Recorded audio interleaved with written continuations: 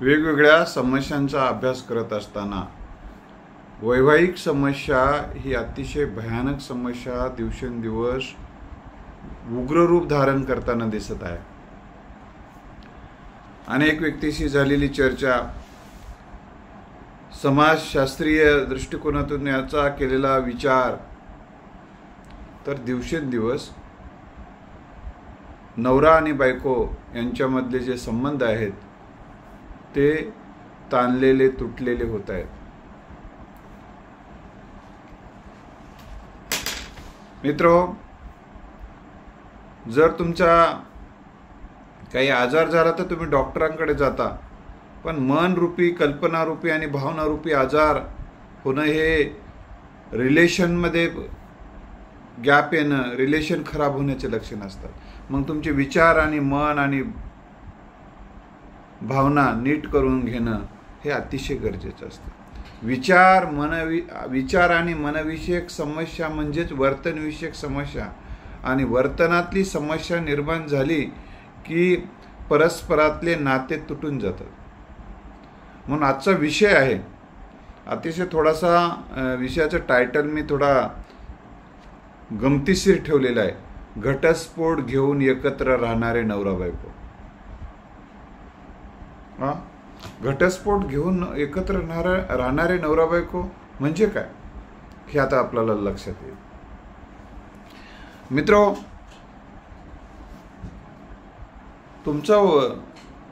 तुमचं लग्न जुळलं, एकमेकाला जे पसंत केल्यानंतर एकमेकाला जो आनंद निर्माण झाला होता तो आज आनंद राहिलाय काय हे तुम्ही शांत मनानं विचार करा.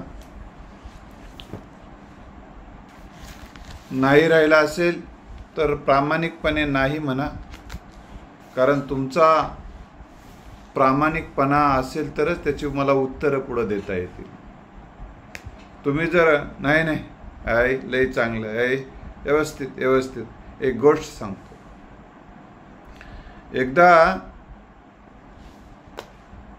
एका मंदिरामध्ये गणपतीच्या बेंबीमध्ये विंचू बसलेला होता. जाऊन विंचू, मग एक जण गेला. उगाच काही जणाला सवय असते कुठेही डोकं घालायची, जे आपला विषय असो अथवा नसो. तर त्या ठिकाणी असा बोर्ड घातला. विंचवानं ढसलं की, विंचू काय मुका घेते काय, विंचू ढसणारच ना. विंचवानं ढसलं, त्याला चावलं. मित्रो, चावल्यानंतर विंचू, त्यानं विचार केला की विंचू जर चावलाय, मी जर म्हटलं तर लोक हसतील. या भीतीपोटी त्यानं ते चावलेलं बोट असं मधातच मुरगळला आणि लय मस्त म्हणून बाहेर आला. जरा मित्र, त्यानंतर दुसरा गेला. काय इतकं मस्त असेल तर आपण मध्ये गेलंच पाहिजे. आपण कसं काय, याला झालेला आनंद आपण नाही घेतलाच पाहिजे रे. एकट्यालाच आनंद घेऊ दिलं तर मग कसं आपलं कसं जमेल. दुसरा गेला, त्याला चावलं. पुन्हा लय थंडगार मस्त. मित्र, अनेकांच्या अवस्था अशी झाले, मस्त म्हणायला लागले, मस्त काहीच राहिलेलं नाही. तर एकमेकाविषयी जो मी तुम्हाला सांगत होतो, एकमेकाविषयीचा जी आनंद झाला होता, एकमेकाला पसंतीचा जो तुम्हाला आनंद झाला होता, ते आज राहिलाय का हे स्वतःला प्रश्न विचारा. प्रश्न विचारल्यानंतर पुढे आता आपण विषय नेणार. आनंद राहिलाय काय, आदर राहिला काय, एकमेकाविषयी रिस्पेक्ट, आदर राहिलाय काय, एकमेकाची सेवा करण्याचा, एकमेकाला कसं खुश ठेवता येईल हे आता राहिलंय काय हे स्वतःला विचारा. त्याचं उत्तर नाही म्हटलं तर, एकमेकाचा आदर कमी झालाय म्हटलं तरच पुढचा विषय तुम्ही ऐका. या प्रश्नाचे फक्त एवढंच प्रश्न ऐका, त्याचे उत्तर नाही असतील तरच तुम्ही पुढचं ऐका. नाही तर तुम्ही आता हे प्रश्न संपले की तुम्ही नाही सर इकडे आमचं सगळं यश आहे, आनंद, यश, आनंद, आदर आणि सेवा, सहकार्य, एकमेकाला सहकार्य, एकमेकाला समजून घेणं, एकमेकाला समजून घेणं. एकदा एका नवं लग्न झाल्या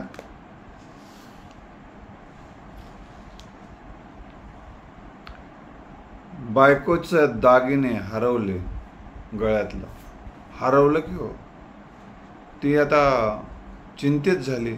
मंगळसूत्रच गेलं, मंगळसूत्र गेलं, गळ्यातली पोत गेली. ती अस्वस्थ झाली.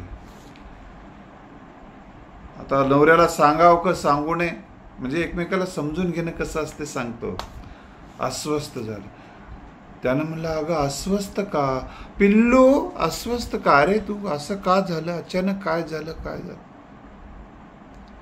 सांगलं तर तुम्हाला काय वाटते की काय नाही की म्हणजे काय तुझ्यापेक्षा अगं तू म्हणजे माझं जीव की प्राण, काळीज, काळीज म्हणला, काळीज, हे काळीजच आहे म्हणला, हार्ट.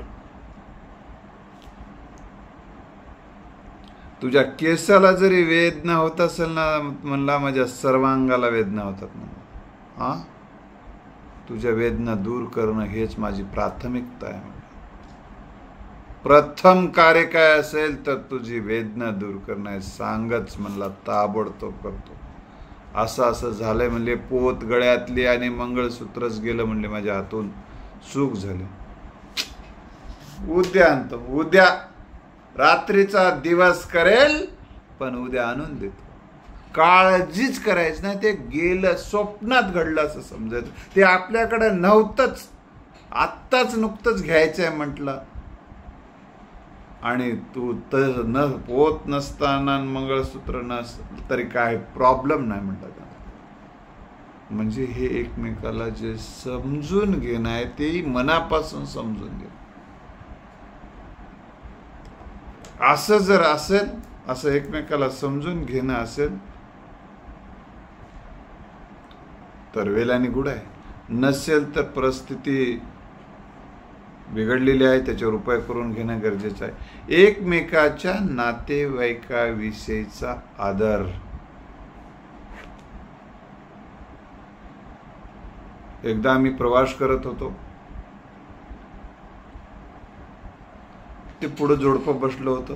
फोन आला की आईचा फोन, त्यानं म्हणला आईचा फोन, त्याने फोन आला अगं बाबाचा फोन, तिने म्हणली बाबाचा फोन. अरे म्हणलं यायला आईबाबाचा किती वेळेस फोन येते.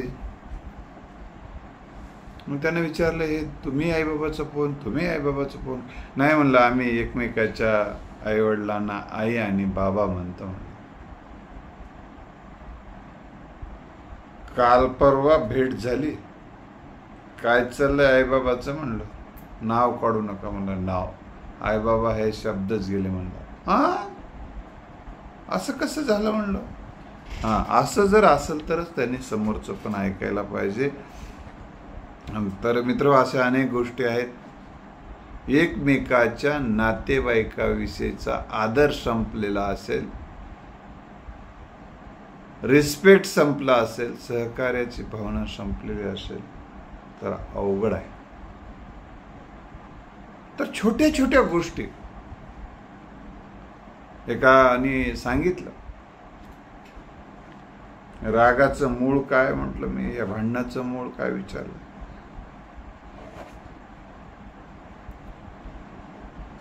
हे भांडणाचं मूळ हेच आहे म्हटलं.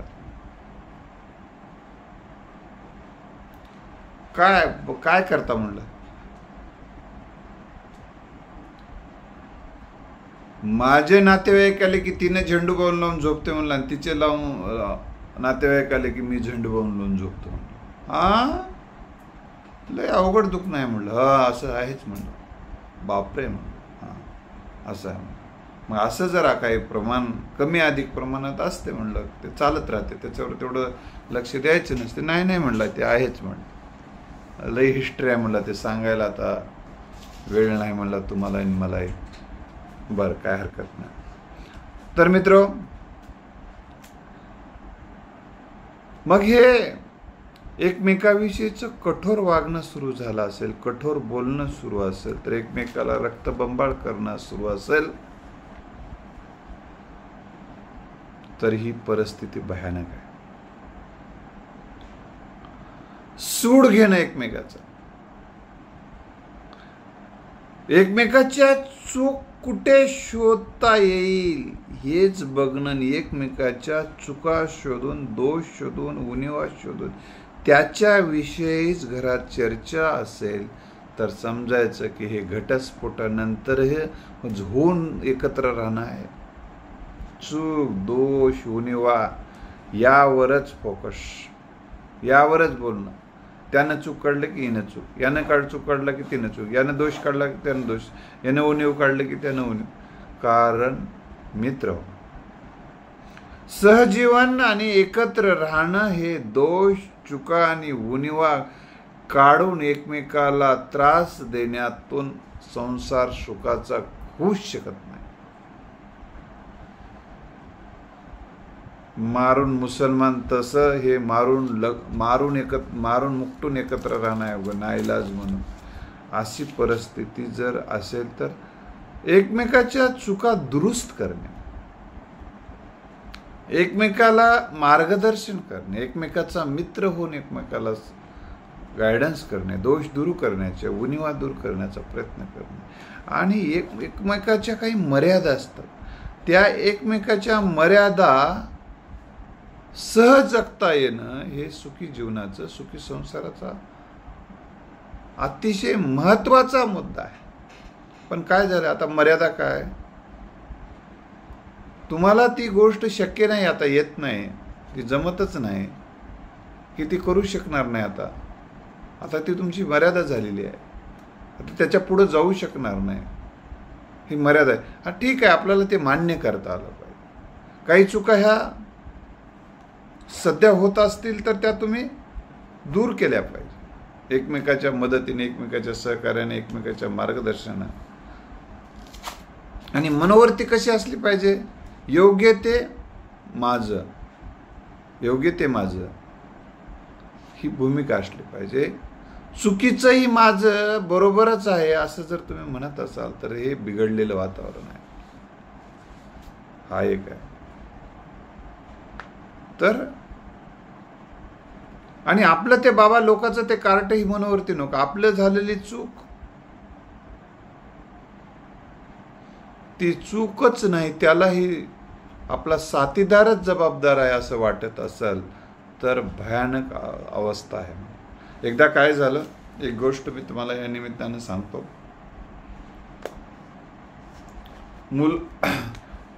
मुलगी आणि तिचा पप्पा बैठकीत बसलेले होते. घरामध्ये दोघं चौघं होते, नातेवाईक महिला मंडळमध्ये होतं. तर काचेचं भांड फुटल्याचा जोरात आवाज आला. मुलगी मध्ये जाऊ लागली होती, बघतो कोण फोडले म्हणून. काहीच गरज नाही बेटा, इथं बस म्हणला, मी इथून सांगतो.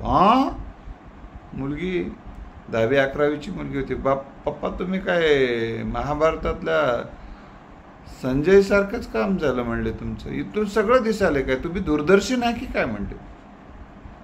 दूरदर्शन दुरूचं दिसते आपल्याला तसं, सगळं दिसते बाई म्हणून. बस बेटा, कोण फोडले सांगा बरं, 4-5 महिला मध्ये आहेत. त्यानं सांगितलं हे तुझ्या आईनं फोडलेलं आहे. तिने म्हणले कशावरून, हे बघ म्हणला भांडा फुटला ना म्हणला, त्यानंतर कुठलाच काय आवाज आला का म्हणला, जे काय आगड पखाड असते ते काय झालं का म्हणलं. नाही म्हणले. मग समजायचं म्हणलं की हे प्रकरण असं आहे. यावरून लक्षात ठेवायचे कोणाच्या हातानं भांड फुटलं.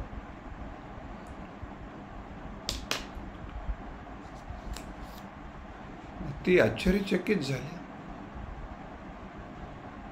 मग तुम्ही मम्मीला रागवणार का म्हणलं. ती मुलगी म्हणली तुम्ही रागवणार का आता आईला मम्मीला काय जे रागवणार का आईला म्हणलं. अजिबात नाही म्हणलं. का रागवल्यावर याला जबाबदार कोण आहे एकाचं फोडण्याला. तर ती म्हणेल की याला तुम्ही जबाबदार आहात. कसं काय. जर खाली कपाट चांगलं करून घेतलं असतं तर ते वर ठेवायची वेळ आली असते का. चांगल्या पद्धतीचं इथं चांगल्या पद्धतीचं कपाट व्यवस्थित करून ठेवले असते. इथं ठेवण्याची जागा चांगली केली असती तुम्ही तर ते वर ठेवायची वेळ आली नसते. वर काढताना ते पडलं नसतं. असं त्याचं उत्तर असते म्हणणं. म्हणजे कुठल्याही चुकीला तूच जबाबदार हे जर जिथं धोरण असेल तर वैवाहिक जीवनाचं मरण झालंय असं समजायचं.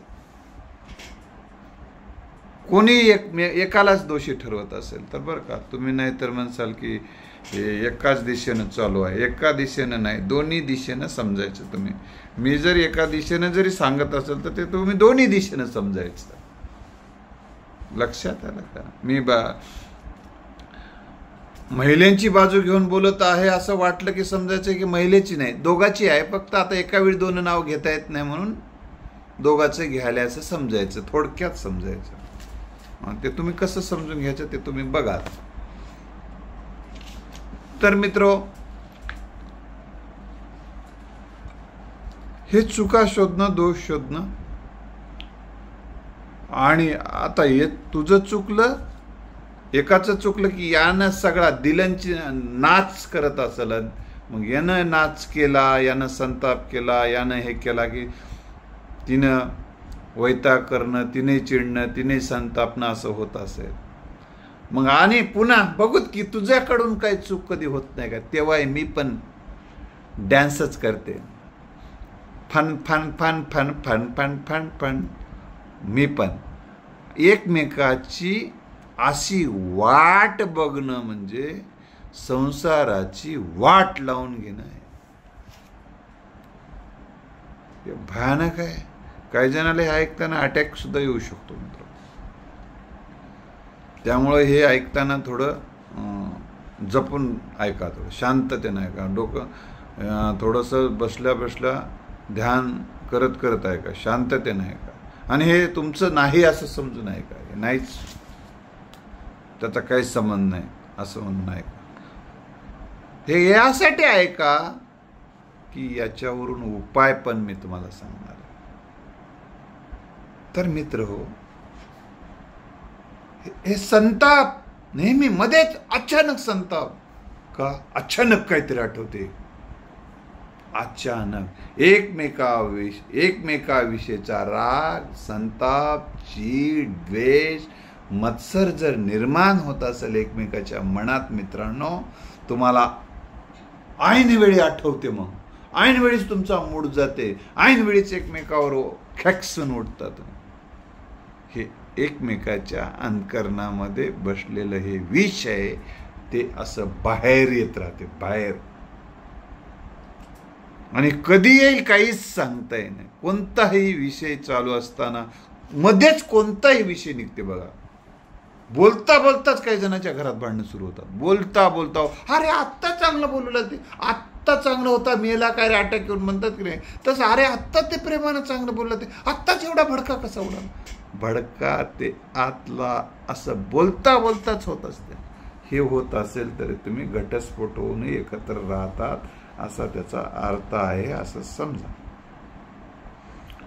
आता शत्रुत्वाची भावना एकमेकाला पराभव करणं हे शत्रूचं महत्वाचं लक्षण असतं.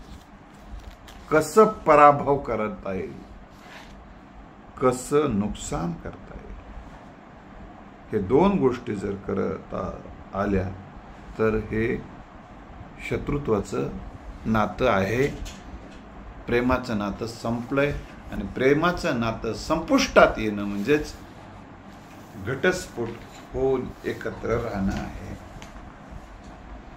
एकमेकाविषयीचे नकारात्मक विचार, एकमेकाविषयीच्या नकारात्मक भावना आणि एकमेकाविषयीच्या नकारात्मक कल्पनांचं साम्राज्य जर प्रचंड प्रमाणात वाढलेलं असेल तर मित्र, ही धोक्याची घंटा आहे. याच्यावरचे उपाय मी पुन्हा सांगतोय. आधी हे सगळं समजून घ्या. एकमेकाला असहकार्य करणं. एकाचं काम पडलं की यानं असहकार्य करायचं, त्याचं काम पडलं की यानं असहकार्य करायचं. असहकार्याचं युद्ध, असहकार चळवळ घरामध्ये सुरू झालेली असेल. महात्मा गांधींनी हा देश इंग्रज सोडून जावेत म्हणून असहकाराची चळवळ सुरू केली. अनेक जणांनी सुरू केली. महात्मा गांधीजींचं आपण नाव घेतो, त्यांच्यासोबत अनेक जण होते. असहकार आंदोलन इंग्रज सोडून गेले, तर असहकाराचं आंदोलन असेल तर यातलं एक सोडून जाणार आहे. लक्षात ठेवा, हे दोन पाखरातलं एक पाखरू सोडून जाणार आहे असं लक्षात ठेवा. म्हणून असहकार आंदोलन असेल तर ताबडतोब बंद करा. सहकार्याचा एकमेका सहाय्य करू, अवघे धरू सुपंत, हे समाज समृद्ध करण्यासाठीचं वाक्य आहे. परंतु समाजाचं कुठलं घेऊन बसलात, समाजाला काही सांगणं, समाजाविषयीचं काही बोलणं, हे अशा वातावरणात तुम्ही काय बोलू शकणार आहात समाजाविषयी, समाजाचं चिंतन, समाजाला काही उपाय ना. तुमच्या जीवनामध्ये तुम्ही परेशान असाल तर समाजाला काही सांगू शकणार नाही, समाजाला काही शिकवू शकणार नाही, समाजासाठी वेळ देऊ शकणार नाही, इतरांसाठी काहीची वेळ देऊ शकणार नाही. रात्रंदिवस तुमचा मेंदू तुमचं सहकार्यानं असा पक्का धरून बसलेला असेल तर तुम्ही समाज जीवनाचा काहीच विचार करू शकत नाही, सामाजिक काहीच योगदान देऊ शकत नाहीत आणि समाजासाठी तुम्ही 100% तुटून पडू शकाल. मग त्यामुळं तुम्ही मेल्यानंतर 1-2च ना, 1-4-2 सुद्धा अंत्यविधीला असतील की नाही की याची शक्यता तुम्हाला सांगता येणार नाही. कारण जी माणसं अशा परेशानीने सतत टेन्शनमध्ये, सतत ताणामध्ये, सतत रागवलेले, सतत चिडलेले, भयानक अवस्थेत राहू. काही जण तर असं ड्युटीला जाताना गाडी जोरात चालवतात. नाही म्हणलं हे असं काय एवढं जोरात कसं काय बरोबर. ताण आहे म्हणला, टेन्शन आहे म्हणलं. अरे मग ताण आणि टेन्शन त्या गाडीला काय कळते का म्हणून, जे कळो काय राहू दे म्हणून. हां मग काय हे नको असं नाही म्हणलं, असंच होय म्हणतात. बरं, म्हणजे ही अवस्था कशी टोकाची आहे. सुसंवादाचा अभाव, सहज बोली आणि चव गेली, तोंडातून शब्दच निघाला की अनादराचा, सन्मानावर आघात करणारा एकमेकाच्या होत असेल आणि एकमेकाचा अपमान करण्यामध्येच कसा बदला घेतलो, कसा अपमानित केलो, लय दिवसापासून सळालं होतं आत असं वाटत असेल. तुम्ही जेव्हा बोलण्याची संधी, अबोला धरणं हे सुद्धा बोलायचंच नाही, बोललं तरी तितक्या पुरतच बोलायचं आणि तसं साचून ठेवायचं. एकमेकानं काही विचारलं तर नीट उत्तर द्यायचं नाही, वाकडे उत्तर द्यायचं. काही विचारलं तर समजा एखादं असं करायचं का, नवऱ्यानं विचारलं असेल की बायकोनं विचारलं, मला काही सांगायचं नाही, तुला बघ. हा नाही तुझं नाही, तुम्हाला विचारावं लागल असं समजा म्हणलं. कोण विचारले कोणाला, अरे विचारलो की त्या दिवशी कुठं विचारले, त्या दिवशी कुठं विचारला. हा आता त्या दिवसाचा विषय संपला की कसा संपते, संपत नाही. म्हणजे तिथल्या तिथं विषय सोडून देणं न देता ते धरून ठेवूनच नाही, ते धरून ठेवलेलं ते बाहेर असं काढून बोलणं, हे सुद्धा अवस्था बेकार आहे असं त्याचं लक्षण आहे. लक्षात संवाद संवादाची जागा विसंवादाने घेतली. संवादाचा तिथं अभाव झालेला आहे. एकमेकाचं मनी वसे त्याचे आवडे उत्तर समाचार घ्यावा ऐसे वाटे. संत तुकाराम महाराजांनी म्हटलेलं आहे, ज्यांचं एकमेकाविषयीचं प्रेम असतं ते एकमेकाबद्दलची आले नाही, ती आली नाही, याने आला नाही असं एकमेकाबद्दल विचारतात घरातली माणसं. कारण एकमेकाविषयी जेव्हा प्रेम असते तेव्हा एकमेकाविषयीची विचारपूस होत असते आणि एकमेकाची विचारपूस होते आणि एकमेकाचं बोलणं गोड वाटायला लागते. आणि एकमेकानं काही एकमेकाला जर सुचवलं, सांगितलं, एखादं उत्तर असं आहे त्याचं म्हणलं तर ते गोड मानून घेतलं जातं. आनंदानं त्या उत्तराचा स्वीकार केला जातो. तसं नसेल तर मित्रांनो काही खरं नाही. म्हणून तुकोबारायाने म्हटले, मनी वसे त्याचे आवडे उत्तर. जो माणूस आपल्या मनात बसलेला असतो त्याचं उत्तर म्हणजेच त्याचं बोलणं आपल्याला आवडते. आणि समाचार घ्यावा ऐसे वाटे. आणि त्याचा समाचार घ्यावा म्हणजे त्याची विचारपूस करावा वाटते. काही डोकं दुखत असेल तर मी एकाला म्हणलं, अरे वहिनीचं डोकं दुखायला. ते रोजच आहे म्हणलं. अरे हळू तर बोल बाबा म्हणलं. काय हळू काय बोलायचं नाही म्हणलं. मी गेल्यानंतर बोल बाबा म्हणलं. नाही म्हणलं, कोणाला काय घाबरायचं नाही म्हणलं. हा म्हणलं घाबरत नाही तर मग हे वादावादी होतील. तयारीच आहे म्हणलं, सगळ्याच गोष्टीची आपली तयारीच आहे म्हणलं.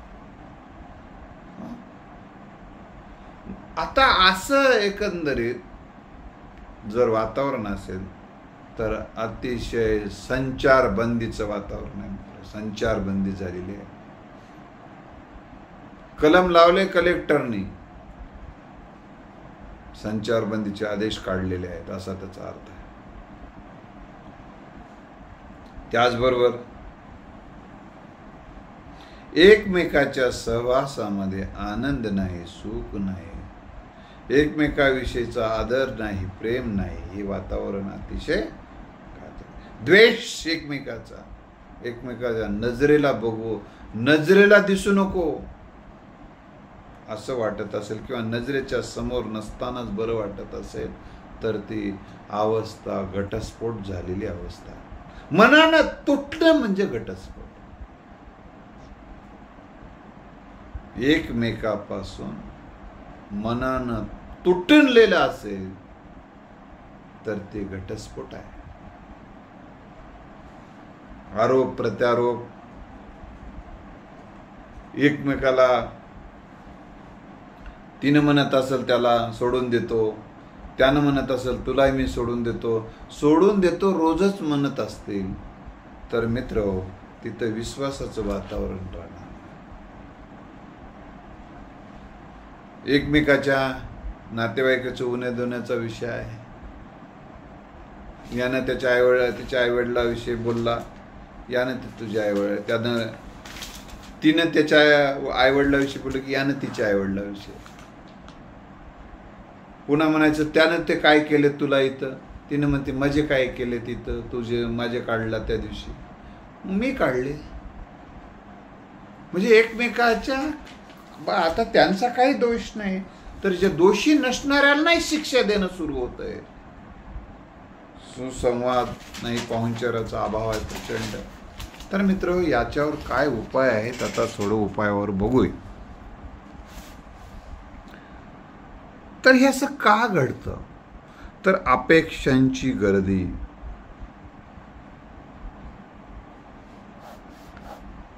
एकमेकाविषयीच्या अपेक्षांचा याद्याच आहेत.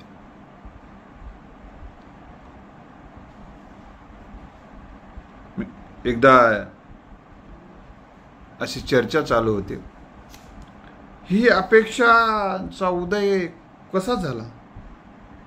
कारण हे लग्न होण्या अगोदर आपल्या जोडीदाराकडून काही एक अपेक्षा माणसं गृहीत धरतात आणि अपेक्षा ते चित्रपटामध्ये बघलेली बायको प्रेमळ, आणि ते प्रेमानं देणं, आदरानं देणं, नटून आलेलं, थटून आलेलं, याला वाटते अशीच आपल्याला बायको अशी नटून थटून लिपस्टिक लावून स्माइलिंग फेस तसला पर्सनॅलिटी शोधून शोधून ते चित्रपटात घेतात. कोट्यावधीमध्ये एखादं ते तसली पर्सनॅलिटी असते, ते तिथं ते अभिनेत्री असते, तिला ते तशी पर्सनॅलिटी असते आणि तिला ते सगळं करण्यासाठी मेकअप केला जातो, तिला तसं शिक्षण दिलं जातं, प्रशिक्षण दिलं जातं. त्या सगळ्या सीनचा अनेकदा ते सीन रिटेक घेतला जातो. इथं रिटेक नसतोच, डायरेक्ट प्रवेश असतो, डायरेक्ट. आणि कुठलीच पूर्वतयारी वगैरे असेल याची काही शक्यता नसते मित्रांनो. इथला आणि तिथल्याचा विषय लावू नका. हे लाईव्ह कार्यक्रम असते, ते रेकॉर्डेड कार्यक्रम असतं, तिथं एडिटिंग झालेलं असतं, खूपदा रिटेक झालेलं असतात त्या सीनचे. ते नवरा बायकोच्या प्रेमाचे दाखवतात ना सिरियलमध्ये. सिरियल लाईफ वेगळं, रिअल लाईफ वेगळं असतंय. मग तिथं जे असते ना एडिट झाले असते अनेकदा, त्याच्यामध्ये ते वातावरण, ते घर, ते किरायाचं असते चित्रपटात दाखवलेलं घर, किंवा कोणाचं तरी विनंती करून घेतलेलं असते, ते त्याचे पैसे मोजलेले असते. तर मित्र, ते सजावट केली जाते, त्याची पूर्वतयारी सजावट, ते एक सीन दाखवण्यासाठी खूप जण काम करत असतात. ते एक सीन दाखवायला अनेक जण काम करतात, त्याची सगळी पूर्वतयारी केली जाते. यांची तशी मानसिकता तयार केली जाते. मूड खराब असताना त्या हिरोचा आणि हिरोईनचा तो सीन घेतला जात नाही. त्यामुळं त्यांचा मनानं ते प्रसन्न आनंदी करून, त्यांना वेगवेगळे पेय पाजून, त्यांना खुश करून, सपोर्ट करून, शुभेच्छा देऊन असं पाठवलं जातं. कारण त्यांना चेअरिंग करून. या चित्रपटसृष्टीमध्ये मी कोर्स केला, त्याच्यामध्ये प्रशिक्षण घेतलं, त्याच्यामध्ये ह्या सगळ्या गोष्टी आम्ही वाचलेल्या आहेत, अनुभवलेल्या आहेत. आणि लघुपटाचाही अभ्यास मी केलेला आहे, माहितीपटाचा अभ्यास केलेला आहे. त्या संदर्भाने चित्रपटाच्या अनुषंगाने अभ्यास त्यावेळेस करताना मला ह्या सगळ्या गोष्टी मी समजून घेतलेल्या आहेत. त्यामुळं मी हे तुम्हाला एवढं बारकाईने सांगत आहे. तर मग मी तुम्हाला हे सांगतो, तर तिथला शीन वेगळा आणि इथला शीन वेगळा असते. त्यामुळे तसली अपेक्षा तुम्ही जे करताय ना, ते मुळात चुकीचे आहे. ते मुळात चुकीचे आहे. तिथं जे पाहिलं जातं, इथं तुम्हाला झोपेतून उठलेला चेहरा, दात न घासलेला चेहरा, चिपडलेला चेहरा, विस्कटलेलं हे सगळं तिथलं चित्र आणि इथलं चित्र. तिथं ते स्वयंपाक करताना दिसताना सुद्धा मेकअप आणि सगळं लावून असते. आता सगळं नटून थटून मेकअप करून असं सगळं असं आधी प्रसन्न चेहरा करून, तिथं काही स्वयंपाक करायचं नसतं. त्या हिरोईनला सगळं तयार असते आणि तिथं गेल्यानंतर फक्त ॲक्शन असते, ॲक्शन.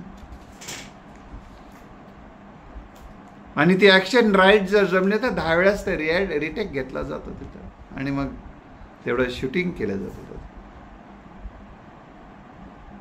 आणि ते बघते आणि असं त्याला दिसावं असं वाटते इथं, असं त्यानं मला सांगत होतं. मी त्याला राजा म्हटलं, हे जरा असं ते आणि हे याच्यामध्ये फरक असते, असलं डोक्यातून काढून टाक, हे खूळ कोण घातलंय तुला. हे अतिशय चुकीच्या काही गोष्टी यांना लोक सांगितलेल्या असतात. चित्रपटातले असतील, काही व्हिडिओ असतात चुकीचे.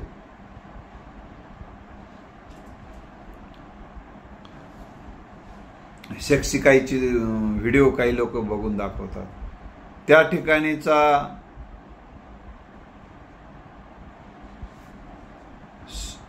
सेक्स करत असतानाचे ते दीर्घकाळ सेक्सचे चित्र दाखवतात. ते सेक्स दीर्घकाळ नसतो, त्याचे एडिटिंगही झालेलं असतं. त्याच्यात बऱ्याचदा एडिटिंग झालेलं असतं. त्याच्यासाठी वेगवेगळे प्रयोग केले जातात त्याच्यावर. हा डिटेल विषय तुम्ही बघून घ्या. पण तिथली अपेक्षा तसं नाही. नैसर्गिकदृष्ट्या शास्त्रीय ग्रंथ वाचा तुम्ही. यासाठी तुम्ही तज्ज्ञ डॉक्टरांचा सल्ला घ्या या संदर्भामध्ये. आणि अशा चुकीच्या अपेक्षा करू नका. 1 तासन 2 तासन आणि हे चुकीचे काही सांगणारे लोक तुम्हाला भेटतात. चुकीचं काही जण हे लग्न झाल्यानंतर सल्ले घेतात. कसं रात्रभर म्हणतात, रात्रभर चालू होतं. याला वाटते रात्रभर चालू होतं म्हणजे काय? आता रात्रभर कसं काय चालू राहील? यानं सांगते रात्रभर. रात्रभर हे जागलेत रे, रात्रभर कार्यक्रम नाही झाला. ही गोष्ट हे लक्षात घेत नाहीत. तर मित्र, अशा चुकीच्या कल्पना, अर्धवट माहिती, half knowledge is a danger यासाठी म्हणतात. ते सगळ्या गोष्टी शांततेने समजून घ्या. ह्या अपेक्षेच्या गर्दी एकमेकाची करूनच ते वैवाहिक जीवनामध्ये पहिल्यांदा प्रवेश करतात. आणि अपेक्षाचे फुगे फटाफट फटाफट, जसे भारत पाकिस्तानचे मॅच लागल्यानंतर जसे त्यामध्ये भारत जिंकल्यानंतर जसे फटाके फोडले जातात ना, तसे अपेक्षाचे फटाके तर फुटून जातात. फुगे फुटून जातात. अपेक्षांचे फुगे फुटून जातात, फटाके फुटून जातात. आणि मग संसाराच्या आनंदाच्या आनंदाचं जीवनाचं एक चित्र यांनी रंगवलेलं असतं. आणि ते रंगवलेलं चित्र हे वास्तववादी नसते. ते असते चित्र कल्पनाजन्य, कल्पना प्रधान चित्र असते. आणि हे कल्पना प्रधान चित्र हे कुठेच वास्तवात नसते. एकदा एक जण म्हणाला देवाला, देवा न भांडणारी बायको दे. देवानं म्हणाला, वत्सा न भांडणारी बायको भेटली असती तर मी केली नसती का? आता हे बायको बद्दल आलेला आहे शब्द. तुम्ही असं समजा, एक महिला गेली देवाकडे, मी ते पण सांगतो, नाहीतर माझ्यावर असा अटॅक होऊ शकल. नाही तर अटॅक, तेच उदाहरण कसं काय दिला, दुसरं का दिलं नाही? दुसरे एक देऊन टाका. दुसरे एक देऊन टाकतो आता पटकन उदाहरण.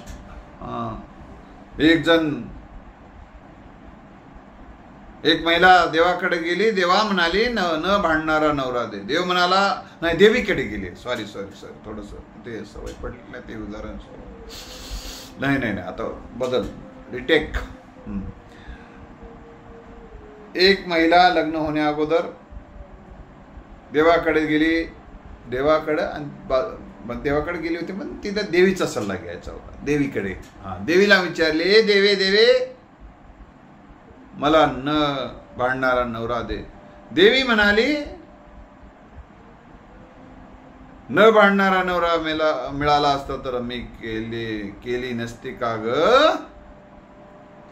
म्हणजे त्या दोघालाही सांगायचं होतं की छोटी छोटी काहीतरी, थोडंसं कोणी कधी रागवलं तर आपण शांत राहायचं.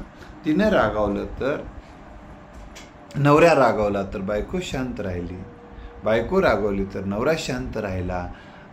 आणि त्याचा असेल वैताग असेल, काही ताण झालं असेल काहीतरी, त्याने कोणापुढे माझ्यासमोर हे रागवणार नाही, चिडणार नाहीत, संताप नाही, तर मग दुसऱ्या कोणाकडे रागवतील, कोणाकडे संतापतील. आणि कोणाकडे रागवलेलं, संतापलेलं किंवा मनातलं दुःख कुठं व्यक्त केलेलं आम्हाला तरी कुठं आवडते, दुसऱ्याकडे व्यक्त करू लागलं. समजा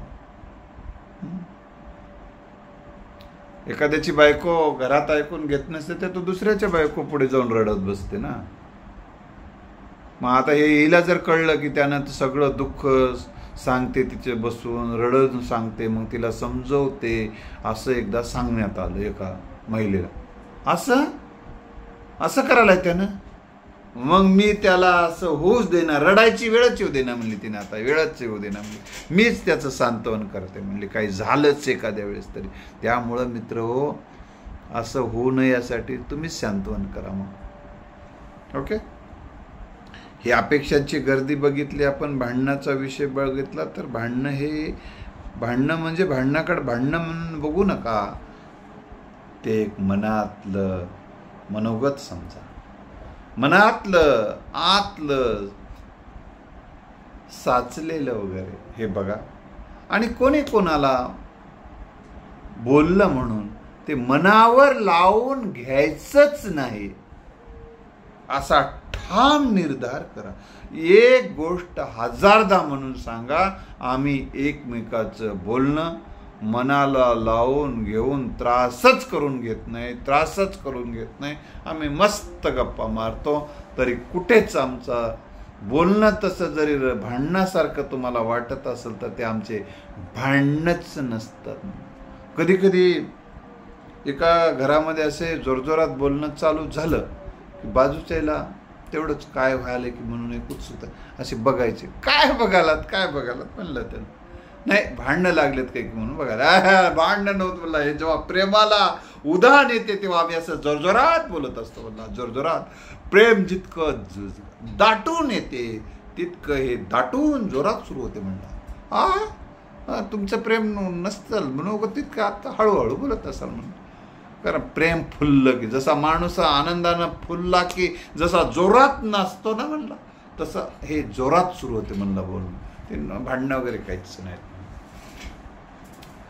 म्हणजे याकडे ते कशा पद्धतीनं असं सकारात्मक पद्धतीनं ते पाहत होते मित्र. तर आता काही उपाय पुढच्या भागामध्ये मी सांगतो. तर याविषयीचे काही प्रश्न आणि याविषयीचे काही उपाययोजना आणि याविषयीचं काही मनोगत तुम्हाला हवं असेल तर आपणाला 9767704604 या मोबाईल नंबरवर मेसेज टाका. माझा वेळ घ्या, जेव्हा तुम्हाला गरज वाटेल तर घ्या, नाहीतर काही आवश्यकता नाही. ही गोष्ट लक्षात ठेवा. दुसरी महत्त्वाची गोष्ट, हे समुपदेशनच आम्ही जेव्हा कार्य करतो तेव्हा कोणाचंही नाव कुठेही उलगडलं जात नसते. त्यामुळं बिनधास्तपैकी व्यक्त व्हा. कारण हे लक्षात ठेवा, बऱ्याचदा तुम्ही कुठेतरी तुमच्या जीवनातलं सगळंच मोकळेपणानं सांगितलात तरी अर्ध दुखणं खाली होऊ शकते. त्याच्यावर उपाययोजना तर झाल्यावर तर पूर्णच बाहेर येऊ शकता. अशा पद्धतीचा हा कार्यक्रम असतो. मनानं जे दुःख तयार केलेलं आहे ते मनाला सूचना देऊन, मनाला समजून सांगून ते पूर्ववत आणता येते. तर या संदर्भाचा भाग आपण पुढच्या भागात उपायावर जास्त पुढच्या भागात बोलणार आहोत. तर हा व्हिडिओ पाठवत असताना पाठवकारे म्हणून पाठवा, डायरेक्ट पाठवू नका. कारण त्याला वाटेल की मला कसं काय पाठवलाय हा व्हिडिओ. त्यामुळं सांगायलो, त्याला म्हणायचं असं एक भाषण मी ऐकलं, अतिशय मला आवडलं आणि ते अतिशय गरजेचं आहे. आणि तू जर पाठव म्हणला तर पाठवतो असं म्हणून पाठवा. एक. आणि दुसऱ्यांदा हे सांगा, तू पूर्ण ऐक आधी, तुला हे पटलं तर, आणि तुम्हीच ऐका तुमच्यापुरतं. आणि तुमच्या साथीदाराला सांगा की ऐकायचं तर ऐक, मी काही मुद्दाम तुला ऐक म्हणत नाही, ऐकू वाटेल तर ऐक, बरं चांगलं आहे, मला आवडलं म्हणून मी ऐकलो, मलाही काही पटलं, मलाही काही माझे दोष लक्षात आले, बरं का, माझे दोष लक्षात आले आणि माझं कसं चुकते हे तुझ्या लक्षात येईल म्हणून तू ऐक म्हणून तुमच्या बायकोला सांगा. आणि ही जर महिला माता भगिनीनं जर हे ऐकलं असेल आधी, तर ते सांगा की नवऱ्याला तुमच्या हे ऐका, यातून माझे कसे चुका होतात हे तुमच्या निदर्शनास येऊ शकते. तुमच्या चुका म्हणू नका, त्यांना ऐकणार नाही, नाही तर मग हे दोघांसाठी चांगली गोष्ट आहे. म्हणून हे, आणि हा सगळा ह्याच्यासाठी काही खर्च येणार नाही तुम्हाला. हे व्हिडिओ ऐकताना काही माझी फीस नाही आहे. चल, धन्यवाद. पुन्हा भेटूया पुढच्या भागामध्ये.